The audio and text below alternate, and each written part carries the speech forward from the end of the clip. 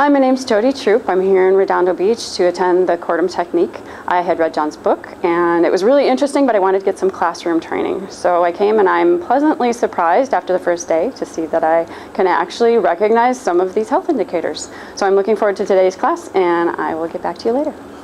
This was something I learned how to do when I was very young. We'll get into the details in just a moment. I know a lot of people contest, is it possible to learn this?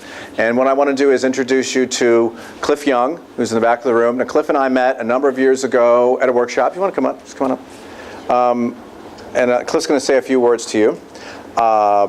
Cliff and I met at a workshop back in the early 2000s. Cliff had a company called Functional Motion Solutions, and so he was working with body mechanics as a way of assisting people with restoring their health. And Cliff and I became friends, and we would go to lunch together a lot of times when we were having meetings about how to work with people. And we found that whenever we were at lunch at restaurants, people would sit down near us with indicators. And I could say to Cliff, this woman next to us has this indicator. When you look at her, can you see this? Or can you learn how to see this? So I'm just going to let Cliff say a few words in terms of what that was like for him.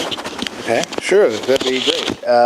So as John said, I've known him for a dozen or more years, and starting back when his first book came out, I read it, and I was like, oh, this is great. I mean, and like you said, we were talking and sitting down, and we would see people that had indicators, as John described. And I had, prior to reading John's book and discussing with him, I knew that I was seeing something, but I didn't know exactly what it was.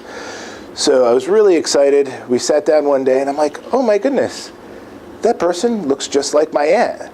They have the neurological indicator, and it turns out if you read the book, it actually was, my aunt did have a stroke, and it was very interesting to me to be, because I had seen that in her all my life growing up as a young person. I'm like, well, why does she look a little different in that aspect, but normal, but just that having that indicator. So I'll let you two. Perceiving a band-like effect. Good call.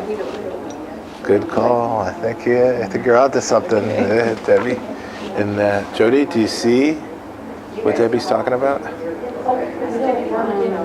It's not seeing, it's feeling. Feeling, right? Yeah.